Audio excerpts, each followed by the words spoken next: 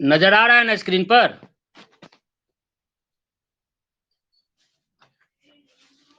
नजर आ रही?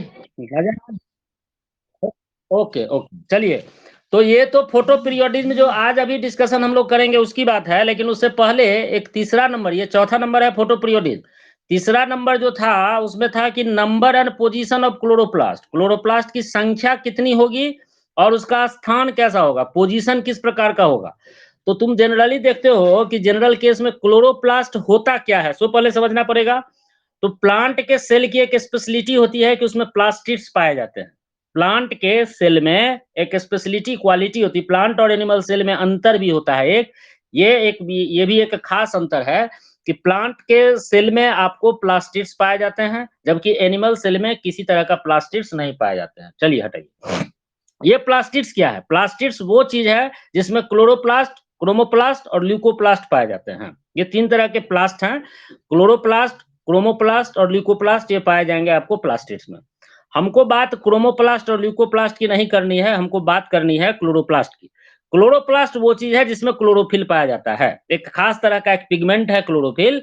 यह पिगमेंट जो क्लोरोफिल है उसके कारण ही वो चीज हरा होता है, मतलब जहां भी क्लोरोफिल पाए जाएंगे या जहां भी क्लोरोप्लास्ट पाए जाएंगे वो चीज हरा होगा, ग्रीन इन कलर होगा। ये क्लोरोफिल का काम क्या है? क्लोरोफिल में वो कैपेसिटी होती है कि वो सनलाइट से जो एनर्जी आता है, जिसको हम लोग रेडिएंट एनर्जी या सोलर एनर्जी कहते हैं, उस रेडिएंट या सोलर एनर्जी को यह कन्वर्ट कर देता है किसमें? केमिकल एनर्जी में। यानी कि क्लोरोफिल का बेसिक जो काम है, क्लोरोफिल मुख्य रूप से जो काम जो करता है वो ये काम करता है कि जो सनलाइट से जो एनर्जी आता है उसको वो पकड़ता है, ट्रैप करता है, यानी कि फंसाता है, और ट्रैप करने के बाद उस एनर्जी को वो कन्वर्ट कर देता है एक दूसरे रूप में, that is a chemical energy. बस इतना ही तो काम है क्लोरोफिल का, इससे ज्यादा और कोई काम नहीं है। हम लोग इतना जानते हैं कि वो फोटोसिंथेसिस में मदद करता है, तो फोटोसिंथेसिस में यही तो मदद करता है कि वो सनलाइट के सोलर रेडिएंट एनर्जी को कन्वर्ट कर देता है केमिकल एनर्जी में। कहीं लिख सकते हैं तो, अगर लिखने वाला चीज है इसको याद रखना भी पड़ेगा, अगर लिख सकते हैं तो लिख लीजिए, नोट कर लीजिएगा। अब यहाँ पर आप दो तरह के प्लांट को देखते हैं। कैसा प्लांट, कि किस तरह का? दो तरह का प्लांट। तो हम लोग एक प्लांट ऐसा देखते हैं जो बहुत ही तेज रोशनी में, यानी कि सनलाइट में वो ग्रो करता है, ठीक, जहां पर काफी ज्यादा सनलाइट हो वहां पर वो ग्रो करता है, उस तरह के प्लांट को हम लोग बोलते हैं सन प्लांट। एक दूसरा तरह का पौधा होता है जो जनरली छाया में होता है, छायेदार जगहों पर। जैसे एक कॉमन एग्जाम्पल दे देते हैं, पान। पान की जो खेती होती है उसको ज्यादा धूप नहीं चाहिए, ठीक, वो छाया में होता है। तो उस तरह के प्लांट को हम लोग बोलेंगे शेड प्लांट, यानी कि छाया वाले प्लांट। अब देखिए क्या होता है, इसी दोनों के हिसाब से क्लोरोप्लास्ट की संख्या और क्लोरोप्लास्ट का पोजीशन भी आपको वेरी करेगा। सबसे पहले तो हमको यह देखना पड़ेगा कि बेसिकली क्लोरोप्लास्ट पाए कहाँ जाते हैं। तो लीफ देखते हैं किसी भी पत्ती का, तो दो सतह होता है, दो लेयर होता है, एक ऊपर वाला अपर सरफेस और नीचे वाला लोअर सरफेस। तो ज्यादा मात्रा में क्लोरोप्लास्ट बाबू पाया जाता है लीफ के अपर सरफेस पर, ऊपर वाले सतह पर।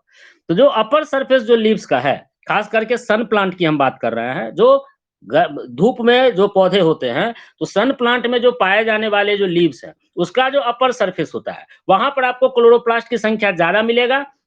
और वो जो क्लोरोप्लास्ट का जो अरेंजमेंट होता है वो एक लाइन में होगा, यानी कि एक के बाद एक, एक के ऊपर एक नहीं, एक के बाद एक लाइन में एक खास डायरेक्शन में वो सजे होंगे। किसके? जो लाइट जो पड़ रहा है पत्ती पर, जो लाइट का जो डायरेक्शन है उसके हिसाब से। मान लीजिए कि ये आपका एक कोई प्लांट का पत्ती है, जैसे दिखा रहा है ना। मान लीजिए कि यह एक कोई पत्ती है, और यह जो एक पत्ती है, तो इस पर इस तरीके से आपको सजा हुआ एक डायरेक्शन में क्लोरोप्लास्ट होगा ऊपर के तरफ से, अपर सरफेस पर, कि अगर सनलाइट है यहाँ तो उसकी जो भी रोशनी पड़ेगी तो वो डायरेक्टली उसको ट्रैप कर लेगा। लेकिन अगर मान लीजिए कि कोई ऐसा ये पत्ती है जिसका कि वो छाया वाले जगह पर रह रहा है, छायादार जगह पर है, जो कि शेड प्लांट को कहते हैं, छायादार, यहाँ पर क्लोरोप्लास्ट की संख्या सन प्लांट के क्लोरोप्लास्ट के मामले में तुलना में कम होता है, लेस इन नंबर होता है, और यह सीधा सीधी अरेंज होगा इस प्रकार से। जैसे इसमें देखे थे लाइन में, यहां पर यह पत्ती के अंदर इस प्रकार से अरेंज्ड होगा, लंबवत है। तो इससे क्या होगा कि अगर सनलाइट है तो ये सनलाइट इसको बराबर मात्रा में, इस क्लोरोप्लास्ट को सभी को मिलते रहेंगे। तो यही बेसिक अंतर है। कि ज्यादा से ज्यादा सेड प्लांट में सीधा और सन प्लांट में ये तिरछा, इस तरीके से, ठीक है, सन प्लांट में तिरछा, ठीक है। तो ये इस तरीके का इसका व्यवस्था होता है। नंबर, सन प्लांट में क्लोरोप्लास्ट की मात्रा ज्यादा और सेड प्लांट में क्लोरोप्लास्ट की मात्रा कम, ठीक। अब देखिए बहस क्या है कि यहाँ पर हम ये तो संख्या हो गया कि सॉरी इसका अरेंजमेंट हो गया। अब जो क्लोरोप्लास्ट होते हैं, क्लोरोप्लास्ट को हम क्या कहेंगे? क्लोरोप्लास्ट को अगर रहेगा पैरेलल टू हॉरिजेंटल वाल, पैरेलल टू हॉरिजेंटल, हॉरिजेंटल का मतलब होता है सीधा जो एक लाइन जो हम खींचते हैं उसको हम कहते हैं हॉरिजेंटल लाइन।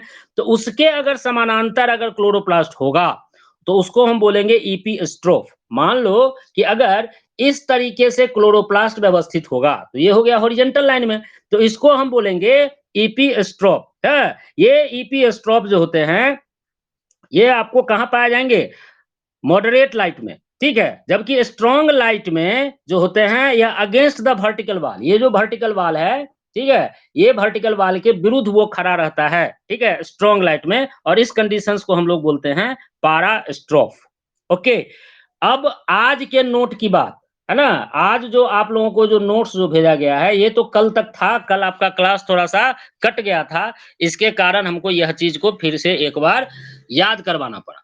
यहाँ पर अब आते हैं फोटो पीरियोडिज्म पर।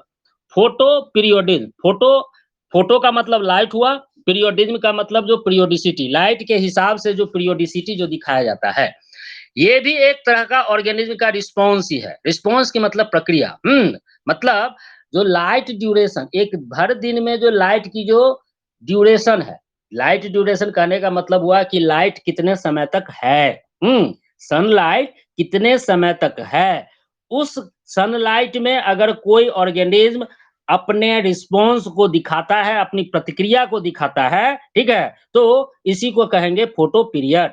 हाँ, तो फोटो पीरियड हो गया ड्यूरेशन ऑफ लाइट, उसमें जो एक्शन करेगा कोई भी जीव उसको हम कहेंगे फोटो पीरियोडिज्म।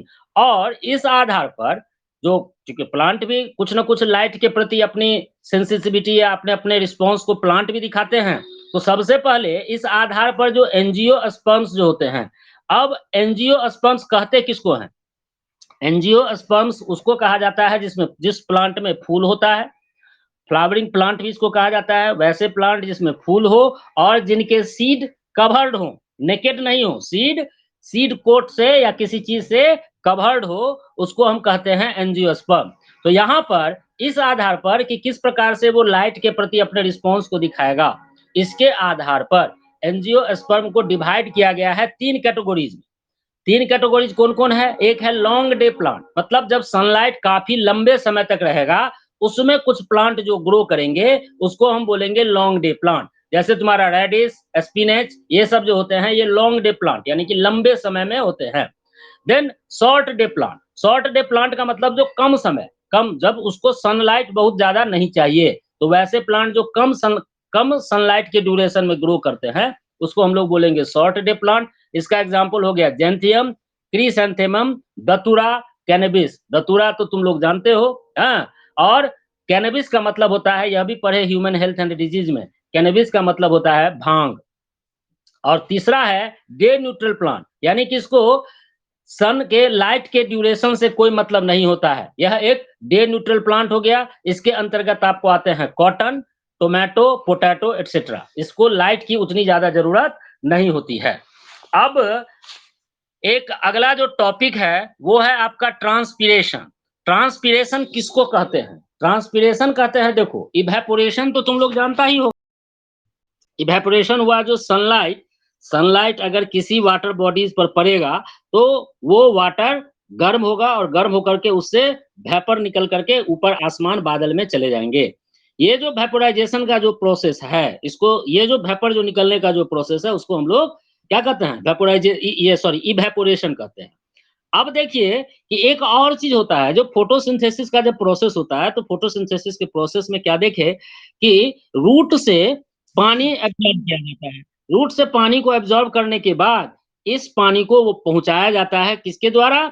जाइलम के द्वारा पत्ती तक, लीफ तक इसको पहुंचा दिया जाता है। उसमें मिनरल्स भी होते हैं नो डाउट, और वाटर भी होते हैं। तो वाटर और मिनरल जब वहां पहुंचा तो पहुंचने के बाद में पत्ती उस वाटर से क्या करता है, फोटोसिंथेसिस का प्रोसेस स्टार्ट करता है और खाना बना लेता है, भोजन को प्रिपेयर्ड कर लेता है।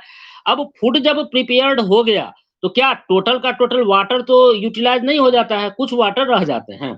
तो जो वाटर बच गए, वो वाटर आपको वाटर वेपर के रूप में लीफ के स्टोमाटा से एनवायरनमेंट में रिलीज हो जाते हैं। तो लीफ के स्टोमाटा से जो ये वाटर वेपर जो निकला, तो ये भी एक तरह का इवेपोरेशन हुआ। जमीन के नीचे से पानी निकाला, पत्ती तक आया, पत्ती से वो पानी वेपर के रूप में निकल गया एटमॉस्फेयर में, क्योंकि वाटर बॉडी से भी तो पानी वाटर ये इन्वायरमेंट में ही जाता है, तो यहाँ भी वो इन्वायरमेंट में ही जा रहा है। लेकिन यहाँ जो पत्ती से जो वाटर वेपर जो निकल करके इन्वायरमेंट में जो जाएगा, उसको हम लोग इवेपोरेशन नहीं कहते हैं, उसी को कहा जाता है ट्रांसपीरेशन। ठीक है? तो ट्रांसपीरेशन मतलब हुआ releasing of water vapour from the leaves of A plant. किसी भी प्लांट के पत्ती से वाटर वेपर के रूप में जो निकलता है, उस प्रोसेस को हम कहते हैं ट्रांसपीरेशन। और यही कारण है कि जहाँ पर बहुत ज़्यादा घने जंगल होते हैं, वहाँ बारिश की मात्रा काफ़ी ज़्यादा होती है, क्योंकि वहाँ पर ये ट्रा इवेपोरेशन तो होता ही है, साथ-साथ वहाँ पर एक और इवेपोरेशन का प्रोसेस ट्रांसपीरेशन के रूप में हो जाता है, तो बादल काफ़ी ज़्यादा वहाँ पर बनते हैं। अब देखिए, टेम्परेचर कैसे प्रभावित करता है ट्रांसपीरेशन को? लाइट इंक्रीज़ होगा, लाइट अगर इंक्रीज़ करेगा, तो यह ट्रांसपीरेशन के रेट को इनडायरेक्टली प्रभावित करता है। इनडायरेक्टली, डायरेक्टली प्रभावित नहीं करता, इनडायरेक्टली प्रभावित। ट्रांसपीरेशन को टेम्परेचर डायरेक्ट प्रभावित नहीं करेगा, ठीक है? तो यहाँ पर यह इनडायरेक्टली कैसे प्रभावित होता है, तो अगर मान लीजिए कि जो टेम्परेचर अगर बढ़ेगा लीव्स का, अगर लीव्स के टेम्परेचर को अगर हम बढ़ा दें, तो यह क्या होगा, ये जैसे ही लीव्स का टेम्परेचर बढ़ता है, तो यह स्टोमाटा को ओपन कर देता है, स्टोमाटा का ओपनिंग हो जाता है। तो जैसे ही स्टोमाटा खुलेगा, तो स्टोमाटा अगर खुला, तो निश्चित रूप से वहाँ पर वाटर वेपर ज़्यादा से ज़्यादा मात्रा में आपको रिलीज़ होने लगेंगे। देन अगला टॉपिक आपका है प्लांट का ग्रोथ। प्लांट ग्रोथ किस प्रकार से होगा? तो इस आधार पर कि लाइट का प्रभाव किसी भी प्लांट के ग्रोथ को किस प्रकार से प्रभावित करता है, या वेजिटेटिव डेवलपमेंट किस प्रकार से होगा। वेजिटेटिव डेवलपमेंट का मतलब सीड और फ्लावर को छोड़कर प्लांट के रेस्ट ऑफ द पार्ट को हम लोग बोलते हैं वेजिटेटिव पार्ट। तो इस आधार पर कि लाइट किस प्रकार से प्रभावित करता है किसी भी प्लांट के वेजिटेटिव डेवलपमेंट को, प्लांट को दो कैटेगरीज में डिवाइड किया गया है। यही में से ऑब्जेक्टिव पूछा गया था आज का, है जहां पर आप लोग गलती किए हैं। पहला है हेलियोफाइट्स, या इसको हम लोग बोलते हैं फोटोफिलस, या इसी को बोला जाता है हेलियोफिलस प्लांट। पहला है हेलियोफाइट्स, या फोटोफिलस या हेलियोफिलस प्लांट। ये आपको स्ट्रॉन्ग लाइट में ग्रो होता है, काफी ज्यादा इसको काफी तेज रोशनी चाहिए, और इसको हम लोग तेज रोशनी में यह ग्रो करता है, इसीलिए इसको कहा जाता है सन प्लांट भी। इसका एग्जांपल है pine, willow, birch etcetera. Willow, यहाँ पर पाइन और बर्च को तो छोड़ो, लेकिन विलो से रिलेटेड एक क्वेश्चन, जनरल नॉलेज का क्वेश्चन है, इसको याद रखिएगा कि इस विलो नामक लकड़ी से ही आपका ये चीज बनता है, बैट। ठीक है, जो बैट बैट मतलब क्रिकेट का बैट, क्रिकेट का बैट जिस लकड़ी से बनता है वो विलो नाम की लकड़ी है। ओके, देन इसके बाद हम आते हैं, आपका दूसरा है सियोफाइट्स या फोटोफोबस, या इसी को कहा जाता है हेलियोफोबस प्लांट। वैसे प्लांट कम लाइट इंटेंसिटी में ग्रो करता है, या इसको हम लोग शेड प्लांट भी कहते हैं। ठीक है, तो ये इस तरीके से दो प्रकार हो गया आपका। जो एक हो गया जो स्ट्रॉन्ग लाइट में ग्रो करेगा, जिसको हम लोग सन प्लांट भी बोलेंगे, और एक ऐसा प्लांट जो लो लाइट इंटेंसिटी में ग्रो करेगा, जिसको हम लोग शेड प्लांट भी कहते हैं। Then seed germination. Seed germination का मतलब कि सीड का जो अंकुरण होता है, वो किस प्रकार से लाइट के द्वारा प्रभावित होता है। तो देखो, सीड को जर्मिनेट करने के लिए क्या सब चीज चाहिए, सबसे पहले इस चीज को पता कीजिए कि कोई भी सीड जो ग्रो करेगा या जर्मिनेट करेगा, अंकुरित होगा, तो उसको क्या सब चीज चाहिए। सबसे पहले चाहिए तो उसको मॉइस्चर, नमी चाहिए। उसके बाद क्या चाहिए, उसको चाहिए टेम्परेचर, तापमान। तीसरा चीज चाहिए एयर। ठीक है, तो ये सारा चीज जो अगर किसी सीड को मिलेगा, तभी वो प्रॉपर वे में जो ऑप्टिमम जो मात्रा है वो जब मिलेगा, उसके बाद ही वो ग्रो कर पाएगा। तो यहाँ पर टेम्परेचर की बात हो रही है, तो निश्चित रूप से लाइट की भी बात होगी। तो इस आधार पर कि सीड जो है सो लाइट के प्रति किस प्रकार से रिस्पॉन्स दिखाता है। इस आधार पर कोई भी सीड लाइट के प्रति किस प्रकार से रिस्पॉन्स दिखाता है, और लाइट के प्रति जो रिस्पॉन्स अगर दिखाने का बात होता है तो उसको हम कहते हैं फोटोब्लास्टिक रिस्पॉन्स। तो यह फोटोब्लास्टिक रिस्पॉन्स यानी कि लाइट के प्रति किस प्रकार का रिस्पॉन्स दिखाएगा, इसके आधार पर प्लांट को वो कोई ना कोई तो सीड ही दिखाएगा, तो वो सीड किसी न किसी प्लांट का ही होगा। तो उस प्लांट को डिवाइड किया गया है 3 कैटेगरीज में। पहला है पॉजिटिव फोटोब्लास्टिक। पॉजिटिव फोटोब्लास्टिक का मतलब कि वैसे प्लांट जिसके सीड को जर्मिनेशन के लिए लाइट की ज़रूरत पड़ती है। वैसे प्लांट जिसके सीड को जर्मिनेट होने के लिए लाइट की ज़रूरत पड़ेगी, उसको हम बोलेंगे पॉजिटिव फोटोब्लास्टिक। पॉजिटिव फोटोब्लास्टिक। इसके अंतर्गत आपको आते हैं भिस्कम, उसके बाद में लिपिडियम, लेक्टुका। ये सब कहाँ से नाम आया है, इसको केवल जेहन में रखना है, जरूरी नहीं है कि याद होबे करे। चलिए, निगेटिव फोटोब्लास्टिक। निगेटिव फोटोब्लास्टिक का मतलब जस्ट इसका उल्टा हो जाएगा, पॉजिटिव फोटोब्लास्टिक का जस्ट अपोजिट, यानी कि वैसे प्लांट के सीड जिनको जो लाइट के एब्सेंस में जर्मिनेट करते हैं, जैसे तुम्हारा ओनियन है, लिली है, ठीक है। इसके बाद है नॉन फोटोब्लास्टिक, यानी कि नॉन फोटोब्लास्टिक हो गया बीच वाला, यानी कि जिसके सीड जो है उसको जर्मिनेट करने के लिए लाइट से कोई मतलब नहीं है। लाइट है तैयो जर्मिनेट करेगा, लाइट नहीं है तैयो जर्मिनेट करेगा। इसमें आपको आते हैं बीन, मेज, etcetera and etcetera. After that stomatal opening. Stomatal opening करने का मतलब हुआ कि अभी जस्ट बताए प्लांट के केस में, प्लांट के लीफ में एक चीज पाया जाता है, प्लांट के लीव्स में एक चीज पाया जाता है जिसको हम लोग कहते हैं स्टोमाटा। ये एक बहुत ही माइन्यूट छोटा सा छिद्र होता है जिससे होकर के गैसियस एक्सचेंज होते हैं। उसी गैसियस एक्सचेंज में कार्बन डाइऑक्साइड आते हैं, ऑक्सीजन उनसे बाहर निकलता है, और इसके साथ साथ एक और तो काम होता है। एक और काम क्या होता है कि जो वाटर वेपर है वो भी रिलीज इसी स्टोमाटा से होता है। तो क्या लाइट पर स्टोमाटा के ओपनिंग का कोई प्रभाव पड़ता है लाइट के द्वारा या नहीं? तो ज्यादातर प्लांट में लाइट जो है सो स्टोमाटा के ओपनिंग को फेवर करता है, यानी कि लाइट अगर रहेगा तो स्टोमाटा खुला रहेगा। और ये क्या करता है, तो चूंकि जब लाइट की जरूरत इसलिए है कि लाइट है तो ही फोटोसिंथेसिस का प्रोसेस होगा। फोटोसिंथेसिस का अगर प्रोसेस होगा तो स्टोमाटा खुल के रहेगा। इसके साथ साथ यह एक और काम करता है, लाइट क्या करता है, मैलिक एसिड का फॉर्मेशन करता है। मैलिक एसिड जो कि आपको फोटोसिंथेसिस के प्रोसेस के लिए जरूरी होता है और प्लांट के ग्रोथ में भी मदद करता है।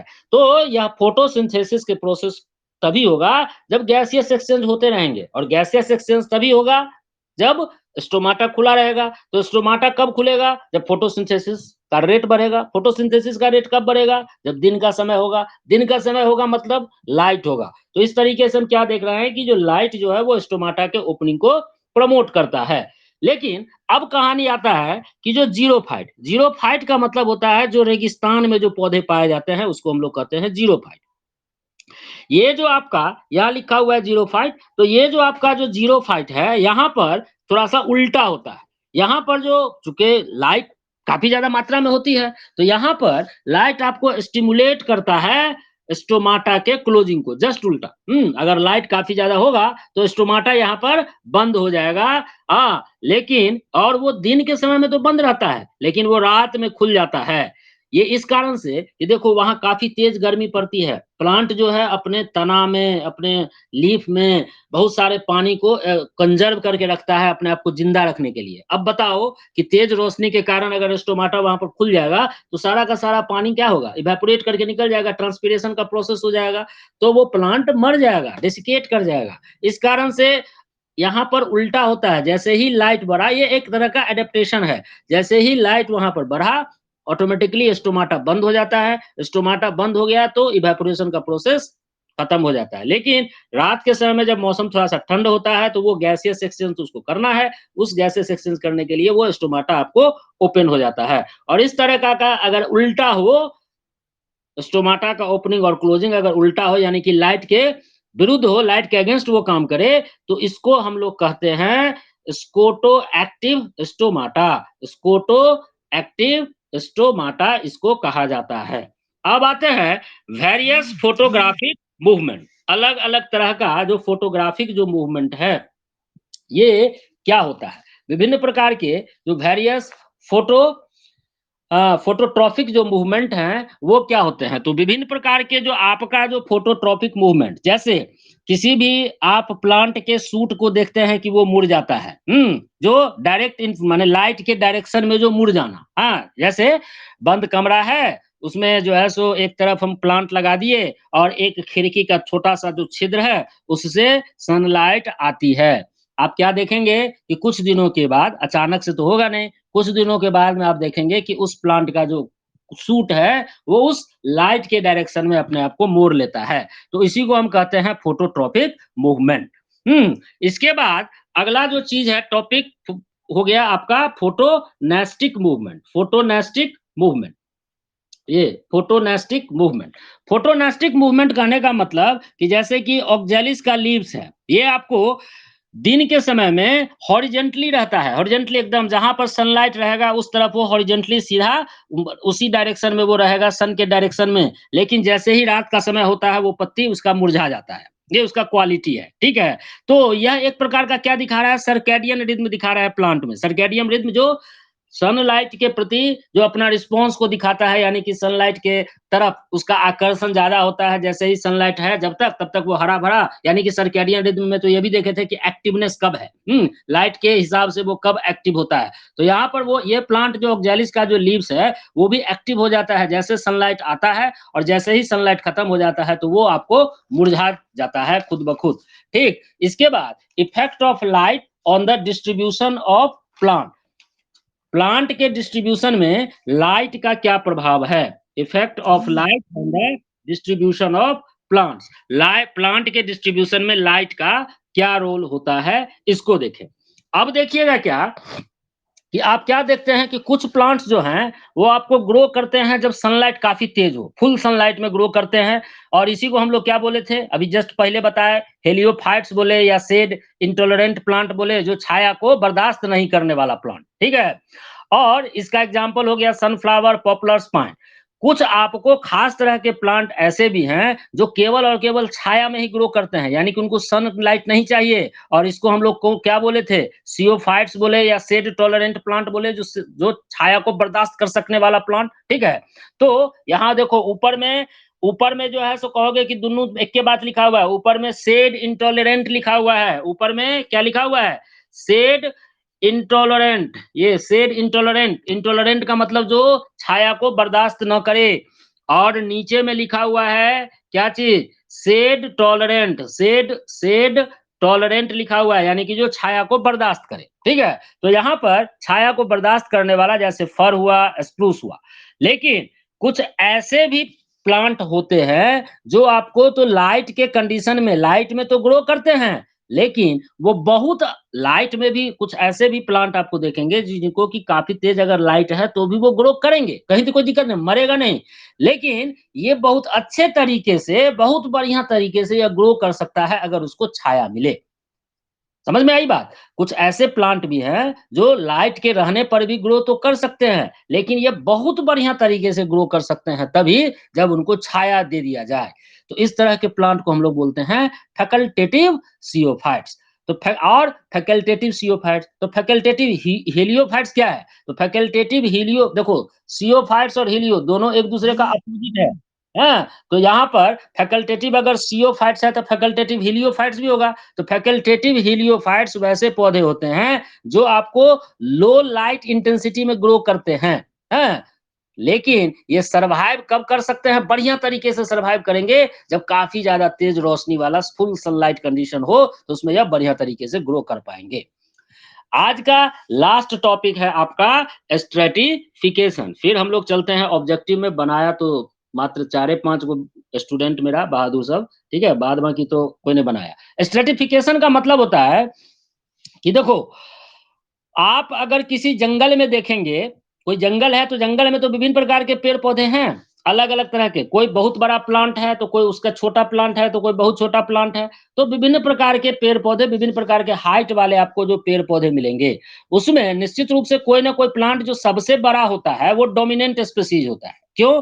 क्योंकि वो उसको जितना भी रिसोर्सेज़, खास करके मेन रिसोर्सेज़ जो लाइट का रिसोर्सेज़ है, वो उसी प्लांट को मिलता है। नहीं मिलेगा। अब जो प्लांट सबसे ऊपर है जिसका छाया, अब जैसे देखो, चलो अचीवर का जो कोचिंग सेंटर है सिंहवाड़ा में, वहां पर मंदिर के पास जो बरगद का पेड़ है ना, बरगद का पेड़, उस बरगद के पेड़ के नीचे में और भी तो बहुत सारे छोटे छोटे पेड़ हैं, अड़हुल का पेड़ है, एगो तो अपने कैंपस में लगा हुआ आम का भी पेड़ है जो उससे ज्यादा बढ़वे नहीं किया आज तक, ठीक है, वो बढ़वो नहीं करेगा। तो अब देखो कि क्यों नहीं बढ़ रहा है, तो चूंकि उसको प्रॉपर वे में लाइट नहीं मिल रहा है। मैक्सिमम लाइट का एब्जॉर्प्शन कौन कर ले रहा है, वो बरगद का पेड़ कर ले रहा है। तो यही चीज है जो वहां पर उस इलाका का जो डोमिनेंट स्पीसीज होगा वो कौन हो गया, वो तुम्हारा बरगद का पेड़। तो जो डोमिनेंट स्पीसीज होते हैं वो हाईएस्ट कैनोपी लेवल को प्राप्त करते हैं, यानी कि उनकी जो मुंडेर है, पत्तियों का जो एक झुंड है, वो पत्ती का झुंड सबसे ऊंचा पाया जाता है, और इस कारण से वो क्या करता है, ज्यादा से ज्यादा लाइट को वो यूटिलाइज कर लेता है। अब तो ज्यादा लाइट को वो मैक्सिमम लाइट का यूटिलाइजेशन उसने कर लिया। अब जब लाइट आपको पेनिट्रेट होगा अपर कैनोपी से जो लोअर लेवल की तरफ जब बढ़ेगा तो पेनिट्रेशन करना पड़ेगा, लाइट को उसमें से निकल करके गुजर करके नीचे जमीन तक आना पड़ेगा। तो जो लाइट जो पेनिट्रेट करेगा अपर कैनोपी से लोअर लेवल में, उसका निश्चित रूप से क्या चीज बदल जाएगा भाई, उसका क्वांटिटी तो बदलेगा ही। जो लाइट की मात्रा ऊपर बरगद को मिल रहा था वो नीचे वाले आम के पेड़ को तो वो उतना लाइट का क्वांटिटी मिलेगा नहीं। इसके साथ साथ लाइट की क्वालिटी भी बदल जाती है, जितना उसमें रेज होगा, जितना उसकी इंटेंसिटी होगी जो उस बरगद के सबसे ऊपर वाले छोर को मिलेगा, वो नीचे वाले प्लांट को उतना ज्यादा तो लाइट इंटेंसिटी मिलेगा नहीं, ठीक है। तो इस कारण से आप क्या देखते हैं कि अलग अलग जगहों पर अलग अलग तरह के पेड़ पौधे इसी प्रकार से ग्रो करते हैं, ठीक है, वेरियस स्ट्राटा में। Okay, today's topic are end. अब हम लोग आते हैं ऑब्जेक्टिव में। ऑब्जेक्टिव में था, ये जस्ट अभी पढ़ाए उसी से रिलेटेड क्वेश्चन था कि in which of the following, in which of the following plant, sorry, following forest plants control the light condition at the ground.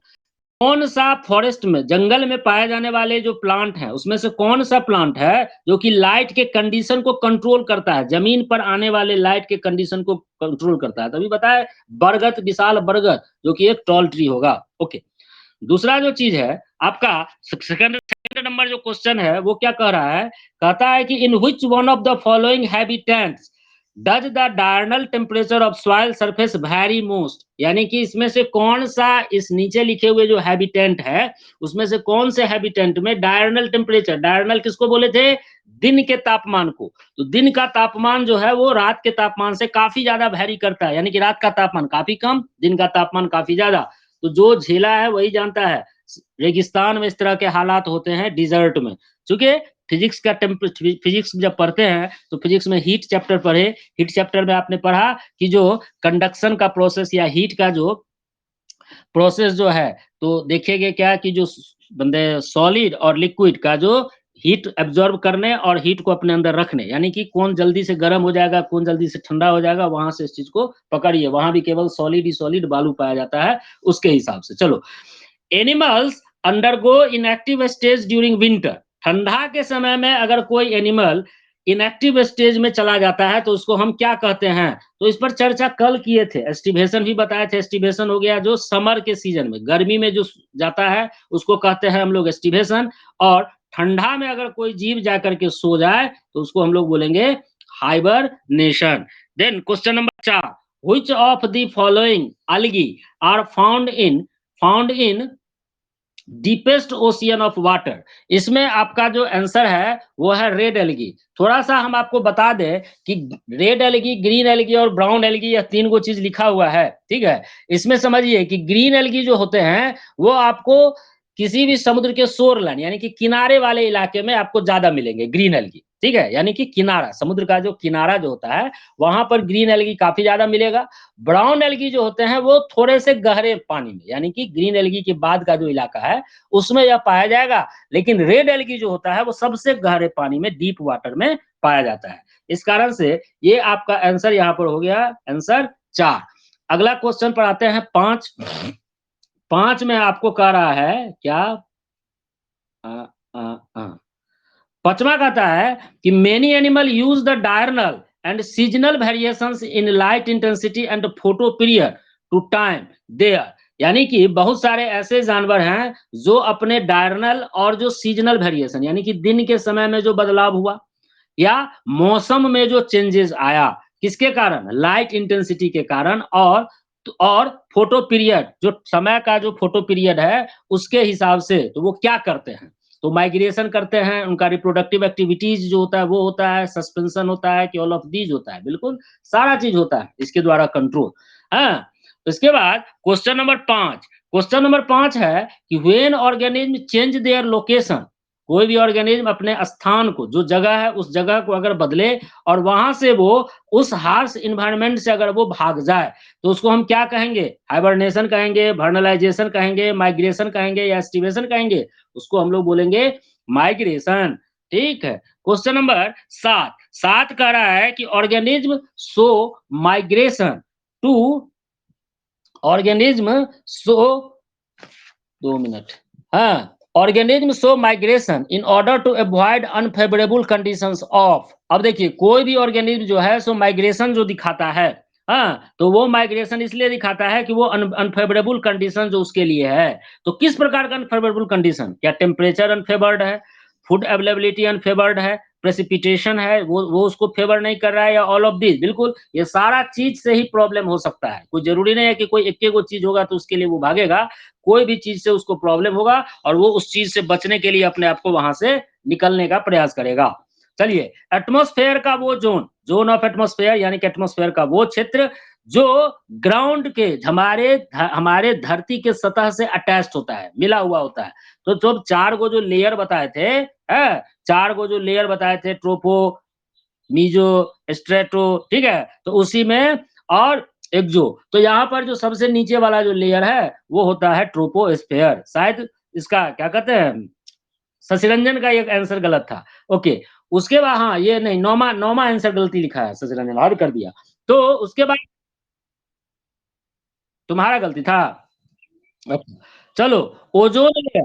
Ozone layer is found in, ozone layer कहाँ पाया जाता है? Thermosphere में, stratosphere में, mesosphere में, troposphere में। यही 4 layer आपको बताए थे, जिसमें है सबसे जो महत्वपूर्ण जो एक लेयर है स्ट्रेटोस्फेयर, जिस जगह पर ओजोन पाया जाता है, जो हमको बचाता है किस चीज से, उसका सवाल है क्वेश्चन नंबर 11, वहां पर चर्चा करेंगे।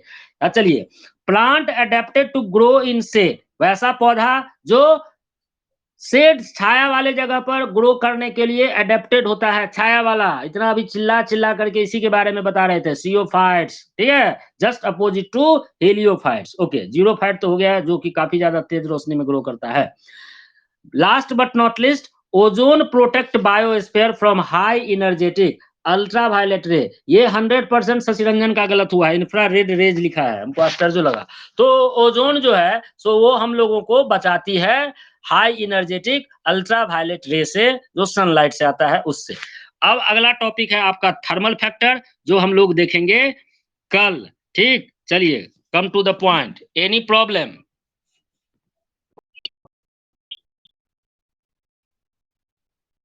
क्या गलती बोला?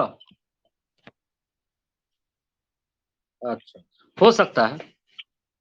चलिए, 10वां गलती है, और तो ठीक है, लेकिन जो लोग भेजे थे, अच्छा आज तो क्लास डिस्टर्ब नहीं ना हुआ बुआ? अच्छा ठीक है, चलो, कोई बात नहीं है, लेकिन ऑब्जेक्टिव जो भेजा जाए, अभिनव, अविनाश, आप लोगों से रिक्वेस्ट है, काइंडली उसको देखिए।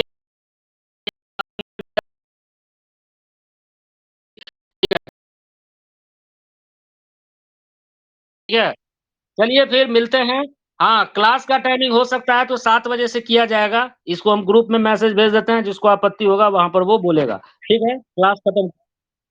नहीं, 7 बजे शाम। ठीक ठीक रहेगा ना? देखो, दिन में हमको भी फुर्सत नहीं ना है बुआ, हम भी तो मान लो कि तुम लोगों को पढ़ाने के लिए अभी तक घर से नहीं निकले हैं। हमको भी अभी तुरंत निकलना है, परिसल्ला जाना है। ठीक है, तो अब बताओ, इस धूप में हम पकड़ा गए तुम लोगों के चलते। शाम का समय रहेगा तो सब तरह का काम धंधा कर करके आराम से कर लेंगे क्लास। चलेगा ना? नेट चलेगा।